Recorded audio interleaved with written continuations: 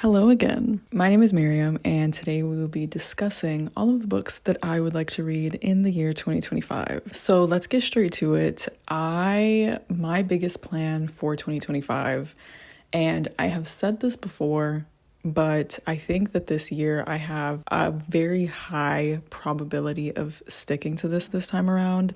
I would like to really first and foremost focus on my physical TBR for the entire year of 2025. This is something that I've wanted to do in the past, but it just never really panned out because my buying habits were always resulting in way more purchases than any number of books that I could read in a single year. I have since, in the past year or two, become more of a ebook or like library person rather than buying any books. That does have a little bit to do with the current economy, not gonna lie. I just don't really purchase books like that anymore. I've always wanted to own only a collection of books that I adore rather than having a library of books filled with like possibilities. That's just not really my thing.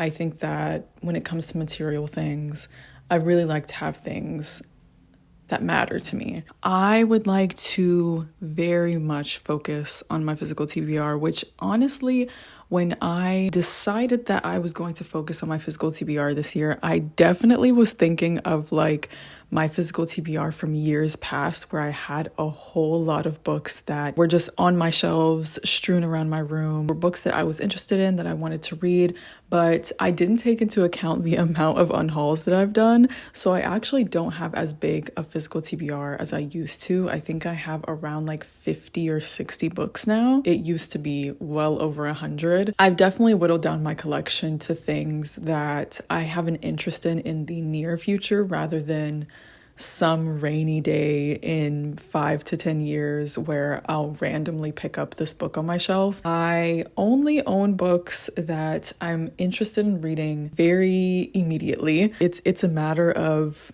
being in the mood to read them. And that's another thing. I really want to work on becoming like a little bit less of a mood reader, or rather learning how to go about reading more books while being a mood reader, because I feel like I fall into the hole a bit too often of finishing a book and sitting on it and thinking about it. And then, I'm like, okay, what do I want to read next?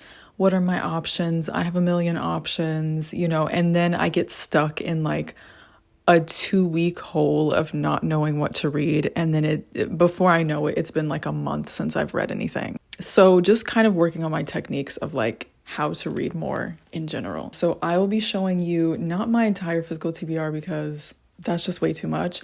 I'm going to show you my priority on my physical TBR, the books that I hope to 100% get to this year no matter what. And then after I show you those books, we're going to discuss other books that may be coming out this year, and maybe backlist books that I don't own and that I will get from my library because I'm really interested in reading them this year for some reason. So the first book that I absolutely have to read this year, no matter the cost, at any and all costs, I need to read Strange Dreamer by Laini Taylor. It is absolutely ridiculous that I have not read this book yet. I have owned this book in 2 different editions. I have owned this book since 2019, and it was one of the first books in my first ever book haul that I uploaded to YouTube in 2019. I was still in college. I think I was like 20 or 21 years old at the time. I'm 27 now, and I still have yet to read this book, even though I have owned it the entire time. This is a book that is widely loved. I think we all know that at this point. It's a duology that was heavily sought after. There was like a limited edition UK hardcover set that was like literally one of the most sought after things that I've ever seen in the book community. I haven't seen anyone talk about those in years, but if you own those, that is like the craziest trophy that you have been in the book community for years and years. Stranger Dreamer and the sequel Muse of Nightmares, literally booktube staples, book community staples from back in the day. And I don't think I've ever heard a single bad review for these books. So do I know the reason why I haven't gotten to it? No. I literally don't know. It's just there. And I have just simply never gotten around to it. It's gonna happen. It needs to happen. I've told my audiences and like followers over the years to bully me into reading it. I've received message after message telling me to read it, and I just ignore y'all. I need to do better. Like in 2025, I will do better. I'm going to read this book. Like, no, it's happening. Is it happening now? No, but it's gonna happen this year. It really is. Trust me. Another book that I need to read immediately is A Tempest of Tea by Hafsa Faizal. So this only came out last year, but I have owned this book. I owned the arc of it on my Kindle since 2023, I think. Like the middle of 2023. I had the arc. I didn't read the arc. I have had the hardcover for a while now. I think this came out almost like a year ago or something. Hafsa Faizal is the author of We Hunt the Flame, that duology, which has been my brand in the book community for years and years. This is like a book that I was completely waiting for the longest time. And I actually have read I want to say at least like 50 pages of it is what I read on my Kindle, but I can't read fantasy books on my Kindle for some reason. Like it just doesn't really connect in my brain. I wanted to read it in hardcover and I've had it for a while. So I need to get around to it because I know I'm going to love it. Last book in a similar vein of books that I have been needing to read for a while. This one has not been out for that long, but I also did have an arc of this and I didn't read it. It is Air by Sabaa Tahir. Sabaa Tahir is another author that I have done unimaginable amounts of promotion for over the years. And Ember in the Ashes is one of the best works that I have ever read. It's one of the best series I've ever read. Sabaa Tahir is a genius writer, and this is literally a spin-off of one of my favorite series ever, An Ember in the Ashes. I think it's like basically the next generation of characters, offspring and whatever of the original cast of An Ember in the Ashes, at least who was left because so many people died in that series. I have heard nothing but amazing things about this book. I know it's going to be one of the best books I've ever read. Again, don't have an answer as to why I haven't read it yet. Actually, that's not completely true because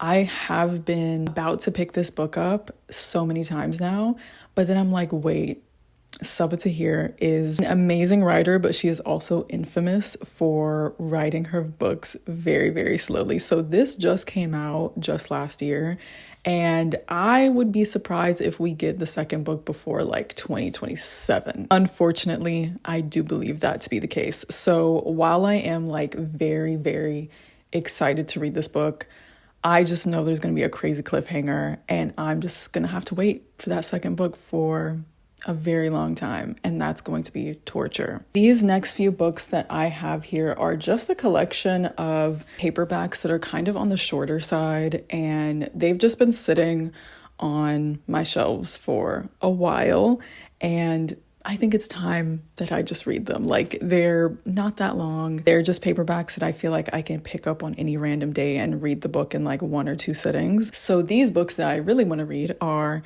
The Beautiful Ones by Silvia Moreno Garcia. This book is like I think it's like kind of like light fantasy or like a little bit speculative. I've heard that it's like a really interesting romantic story or like a love story, but it's not a romance. It's kind of like, I don't know. I think it's speculative, I want to say. I really have been wanting to read this book for a long time. And I'm going to stop saying that because I think that's clear. I've been wanting to read all of these books. I actually took some pictures on my Bookstagram of me and this book a few years ago, and those are some of my favorite pictures that I've ever taken.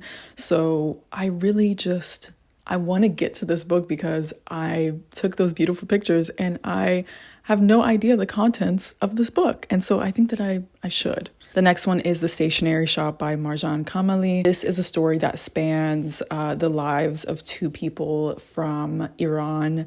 And I believe it's like a very complicated and like bittersweet story of love once again. And I've just heard really, really amazing things from my friends about this. I need to get to it. This is another one that I just know I'm going to love and rave about. The next book I have here is A River Enchanted by Rebecca Ross. I am interested in reading more of Rebecca Ross's books after reading Divine Rivals. After I read Divine Rivals and expressed my interest in reading more of Rebecca Ross's books, one of my friends told me that I really needed to read this series. I think this is a duology. I absolutely love this paperback edition, and yeah, I don't know what it's about at all, but I trust it. I trust that I'm going to enjoy it. So I really would like to get to this one soon. And the last one of those short paperback books that I have is Emily Wilde's Encyclopedia of Fairies. I don't know anything about this. I assume that it is about fairies in some way, but all I know about this is that it was kind of taking Bookstagram by storm like last year or like the past 2 years. I don't know, I just heard a lot about it. It seemed like it was like fun and light and enjoyable, and so I just picked it up on a whim at Barnes & Noble because it was on one of those like 50% off tables. And so yeah, I feel like I have a good chance of enjoying this because it just seems like a fun light read for just like a random day. And I feel like I could definitely read this like very, very quickly. So now moving on to some series and authors on my shelves that I really want to delve more into this year. Obviously, I need to read Swordcatcher by Cassandra Clare. No, I have not read this yet. Please gasp. I know everyone is shocked that I have not read the first book in Cassandra Clare's first adult fantasy series ever. The second book I think is coming out this year, and I need to read this. I actually might be reading this soon because I have the audiobook from the library right now. We'll see. But obviously this is a given. I am going to read Swordcatcher by Cassandra Clare this year because like I need to know what's going on in Cassandra Clare's adult fantasy. Really am interested to see how she has taken the skills that she's honed while writing the Shadowhunters books and applied them in a different setting, but also in a adult sense. Obviously, all that I have ever read from her has been YA, and so I'm really interested to see what exactly changes about her writing from YA to adult, because honestly, there are clearly a lot of adult themes in her works regardless. And I think that if anything, her editors have to edit out even more adult themes from her YA books as it is.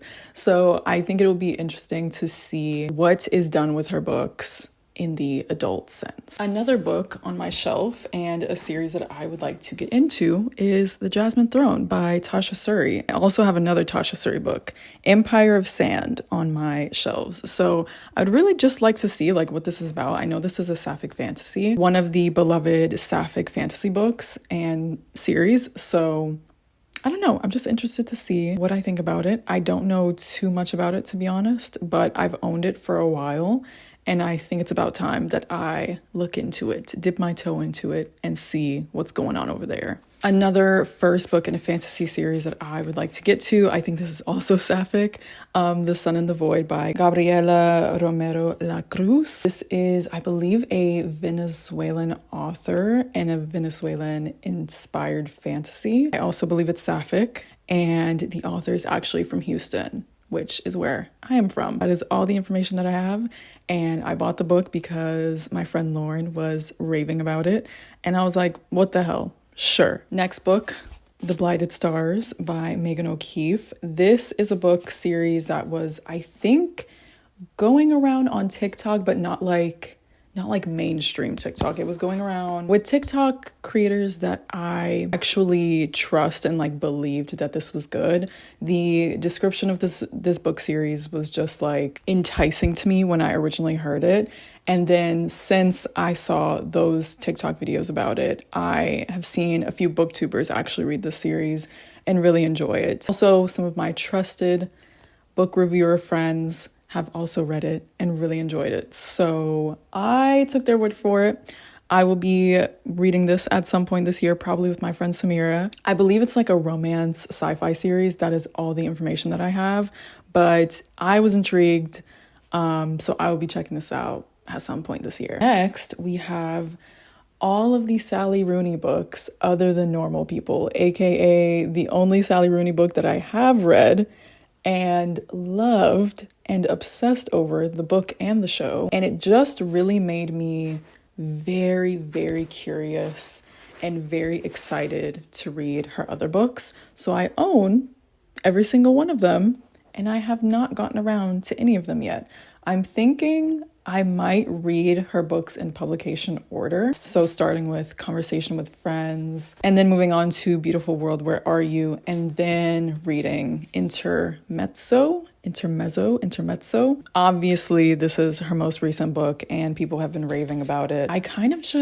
I'm like really extremely fascinated with Sally Rooney. I respect her so much as a person.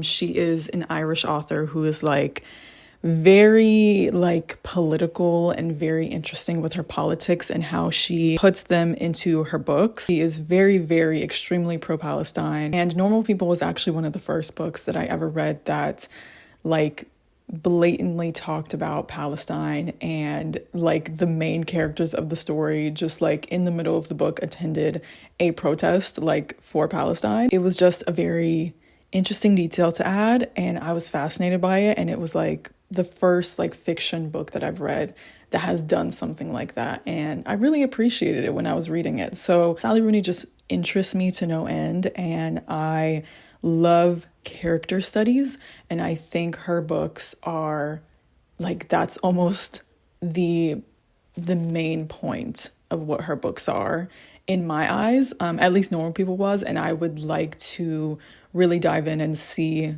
if that's what her other books are as well. Yeah, just endlessly interested and really, really hoping to get into the rest of her collection this year. This is the most recent Percy Jackson book. Percy Jackson now has more books than just the original 5, and I'm buying them. I'm buying all the books that Rick Riordan is putting out. I have the Trials of Apollo.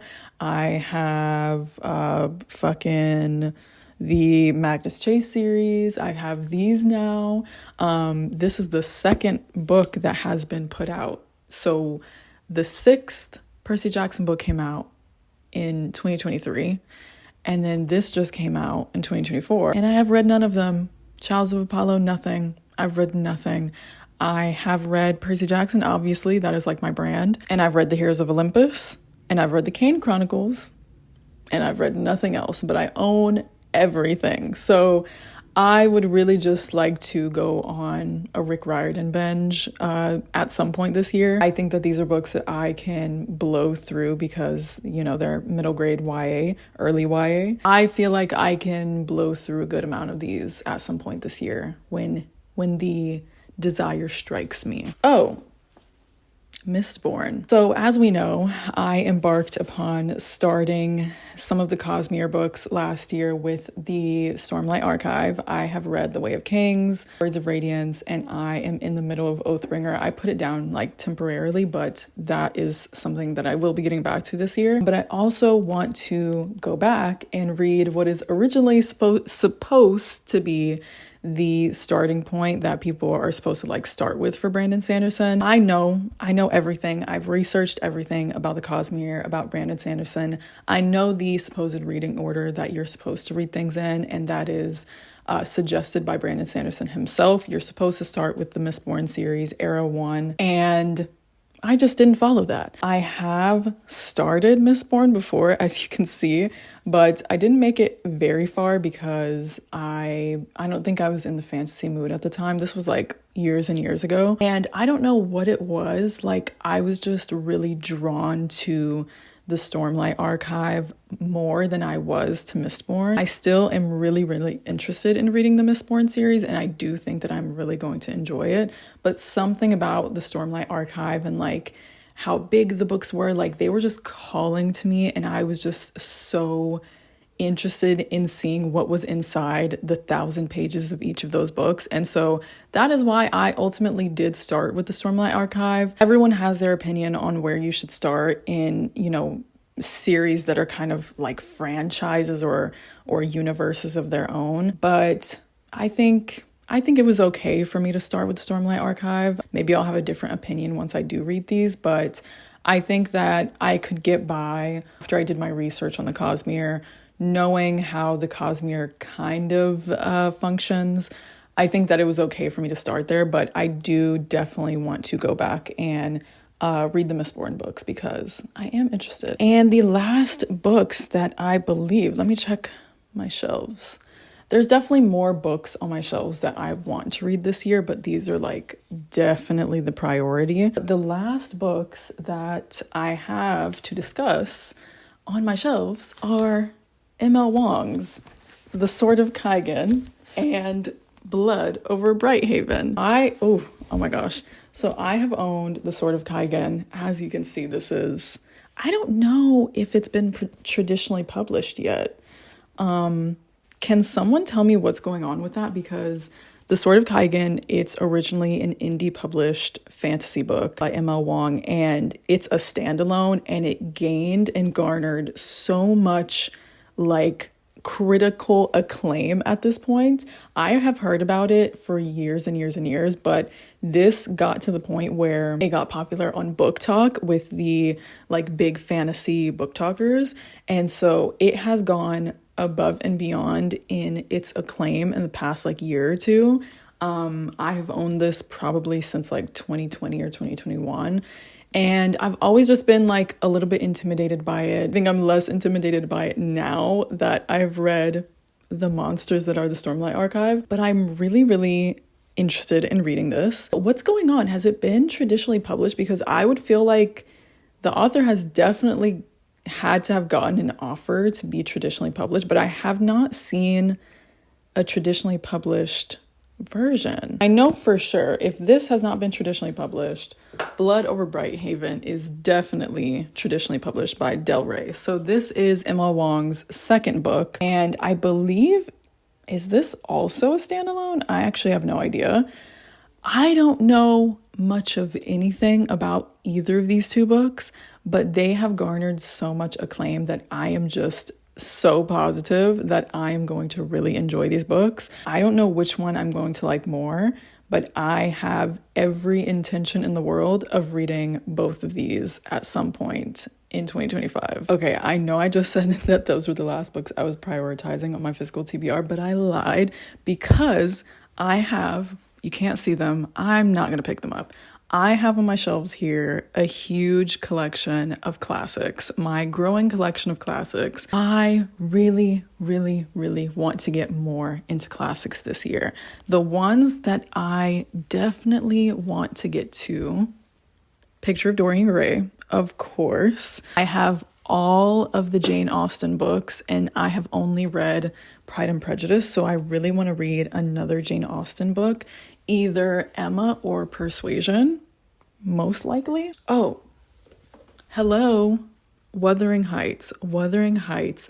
I read Wuthering Heights I read Wuthering Heights in high school. I studied it. I didn't really read most of the required reading in high school, to be honest. Like, reading has always been something that I love to do on my own. So whenever I would be told to read something, it didn't connect with me, and I would like almost never read the books. But Wuthering Heights was one of the only books that I actually cracked open and read a good amount of in high school. I don't think I ever actually finished it in time for our assignments to be due. So I kind of just read the summaries after, reading like half the book, and then did my assignments based on that. But Wuthering Heights, I was like endlessly fascinated with this story, and especially the tone and setting of the story. The setting was so distinct in my mind. I know a lot of people don't have this ability, but when I read books, I completely create a movie in my head of all of them. And that's one of the reasons why I can recollect books like so well for the most part. Wuthering Heights, the movie that I made in my mind when I was reading this book, I still remember to this day, and I can see it so vividly, like the foggy fields that like these characters were walking on, and like, Heathcliff and whoever the hell else. I don't remember much else about the details of the plot, but I really want to revisit Wuthering Heights in 2025, like for sure. So yes, classics are on the list. We are reading classics in 2025. Okay, so those are all the books for real this time on my physical TBR that I want to read this year at all costs. The physical TBR is the priority, but I do still have some books that are coming out this year that I'm very, very interested in. The first book, obviously, Great Big Beautiful Life by Emily Henry. I am very excited for this. I obviously have read all of Emily Henry's romance books. I will read all of them that she ever puts out. And to be honest, this one does sound a little bit similar to some books that she has already put out. So I am like a little bit skeptical, but she's Emily Henry. I know that she's going to pull it off in some form or fashion, I hope. So I have every confidence in the world that I'm going to at least like this. So I will absolutely be reading it. Probably my most anticipated book of the year. I've been waiting a few years now for this book to release.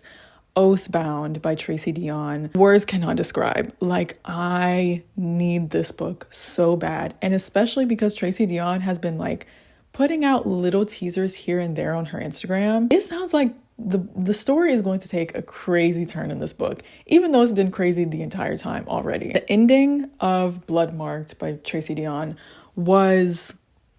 it had some things that I was a little bit skeptical about.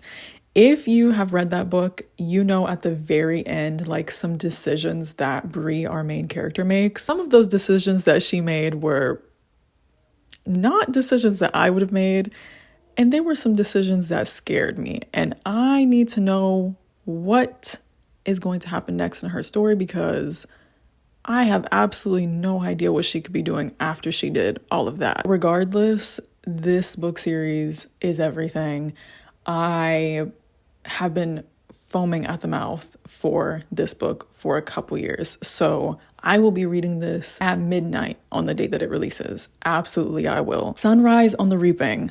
This is Hamish's story that Suzanne Collins is putting out. Something that I have yearned for a very long time. That will always be an insanely beloved series to me. I did not read The Ballad of Songbirds and Snakes, I think it's called. I did not read that book.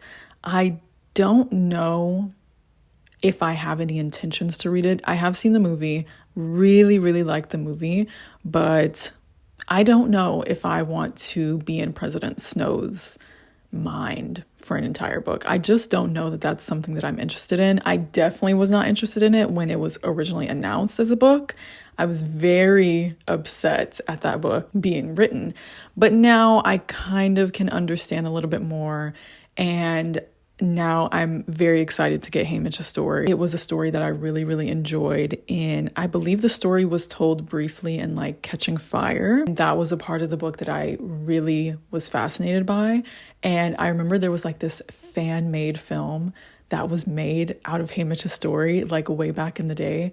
And that fan-made film was amazing. Honestly, they need to get those actors from that YouTube video and put them in the movie, because the work that they did for the fandom was monumental. And I'm just wondering if Suzanne Collins has anything else up her sleeve, because it seems like the extra books that she's writing, I feel like it has the potential to be another trilogy, like tacked onto the Hunger Games.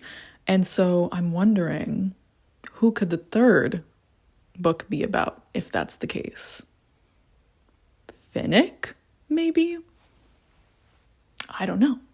Who's to say? The next book I'm interested in is Catabasis by R.F. Kuang. Now, me and R.F. Kuang, I don't know what our relationship is, to be honest, because I have the only book that I've read by R.F. Kuang is The Poppy War, the first book. I really enjoyed the first half of that book, and I enjoyed the book as a whole for what it was, but I could tell by the end of the first book that series was just not for me. I learned a lot from that book about like real history, and I definitely looked deeper into the real history that it was inspired by and that it was exploring like a fantasy version of. And I really appreciate the book for that.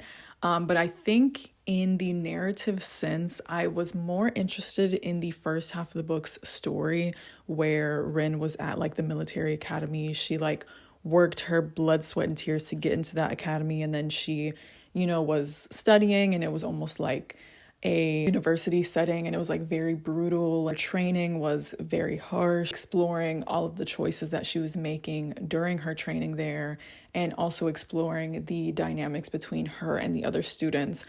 Narrative wise, I was infinitely more interested in that story. And then once we kind of pivoted into the war story, I lost interest in the fantasy aspect of the story as well, because it just was not calling to me. Utilization of opium, turning that into the fantastical powers that Ren and others were exploring, all of that sort of thing combined with the story of war. Narratively, it just did not work for me, and I found little enjoyment reading it. I still think that it was a story that was executed very, very interestingly and was very well written as well, but it just wasn't for me, sadly. I am interested in reading Babel by R.F. Kuang, but Calabasas definitely calls to all of my interests. It kind of reminds me of a bit of a ninth house situation, but with a bit more focus on academia rather than the supernatural elements of the story. Very, very interested in seeing how R.F. Kuang executes that sort of story, and especially since she's kind of honing in on this being a love story. She didn't necessarily say that it was a romance, but that it's a love story, and I am very interested to see a love story by R.F. Kuang. It is sure to be very, very heart-wrenching, probably not going to have a happy ending, but I am regardless very interested to see what she does with that concept. My only full-on romance book that is on my anticipated list is this book called Left of Forever. I don't even know who the author is, but I will put this cover here. I'm interested in this book because of this cover. I think that's supposed to be like a Pedro Pascal type like inspiration for the male lead. I don't know anything about this book, but this cover, I saw it and I was like, I have to read that. Don't know what it's about, don't know what's going to happen, but I need to read that. And I probably need to own it if I even so much as like it, because that cover is everything. I am judging this book based on the cover. Bury Our Bones in the Midnight Soil by V.E. Schwab. Me and V.E. Schwab, we do actually have a complicated history. The first book that I read by them was Vicious. And y'all know everybody loves that book. Do you love that book? You probably love that book, don't you? I liked it, but it was extremely, extremely lacking for me. And it was because the book was a little bit lifeless. It was missing something to make the words 3D, something to make the characters hop off the page. Something that I've always said when I'm discussing this book with my friends is that I think that Vicious by V.E. Schwab would benefit from having an adaptation, because the bones of the story are very interesting. It has a very interesting concept, but the execution of the book was not what it could have been for me personally. I think if it was a screenplay, that would be something, because I think what it's missing for me is the execution that an actor could give that would make the characters come to life with a little bit more oomph. That is what I was missing from the story. I read Addie LaRue, which a lot of people hated, and I absolutely loved it. One of my favorite books of all time. And so, to be honest, I have not felt the desire to read any more V.E. Schwab ever since. But I am interested in reading, I believe it's their first full-length sapphic book. I'm interested. I might be reading this. If I hear some good things, then I'm absolutely going to pick it up. The River Has Roots by Amal El Mohtar. This is the author, or one of the co-authors of This Is How You Lose the Time War, which is my favorite book of all time. So this is it's definitely going to be a shorter book, probably similar in length to This Is How You Lose the Time War. I will read anything by her. And she's Arab as well, which is just like the icing on top of the cake. So I will be reading this, absolutely. The last new release that I have is actually a YA book. And this book I only want to read because it has a comp title of This Is How You Lose the Time War. And that book is called Our Infinite Fates. And this is a book that I think I saw it in someone's video. Someone mentioned it at some point and I was like, ooh, that sounds interesting. I believe this has to do with two people and they are soulmates, or like they like love each other, and they are reborn into multiple lifetimes, but in every lifetime they have to kill each other. Like one of them has to kill the other. And I don't know, I'm so into it. Like that is like the ultimate concept for me personally. Time and space and love, that is like everything to me. Can you tell that I was raised on Doctor Who? Enough said about that. So I'm very much interested and looking forward to this one. And just a few final things, a few final books that I have interest in getting to. These are actually all series that I am interested in dipping my toe into in 2025. I don't know to what extent. I will at least be trying the first books, if nothing else. First order of business is to obviously finish reading the Stormlight Archive, the first arc. But the next one that I have here, The Assassin's Apprentice by Robin Hobb. Yeah, I've heard a lot about this book over the years. I've had friends who have read them. I've had creators that I watch read them and rave about them. All million of the books that there are. I was not super interested at first. I don't know. I have come to be intrigued by this series. I'm always intrigued by a universe that is comprised of multiple series and multiple different stories. That's why I'm a Cassandra Clare fan. That's why I'm a Marvel fan. That's why I'm a Star Wars fan. So franchises, series, universes like that always interest me and call to me like the Green Goblin mask. And so I just feel the need to at least try it out, at least the first book, just to see if it's up my alley. Another series that has been brought to my attention recently by my friend Robin on Bookstagram. Really want to try The Bone Season by Samantha Shannon. I have not read any Samantha Shannon. I have Priory on my bookshelves. Maybe I'll get to that, maybe I won't. Bone Season, I don't know much about it other than that I trust Robin's reviews of it implicitly. Robin is like the #1 reviewer that I trust on the internet. She really loves the series, so I feel the need to see what it's about. But another thing that was really interesting to me is that I have actually heard of this, and I thought that this book series had finished years ago. But apparently, Samantha Shannon actually paused writing the Bone Season series to write Priory and to write Priory's prequel story.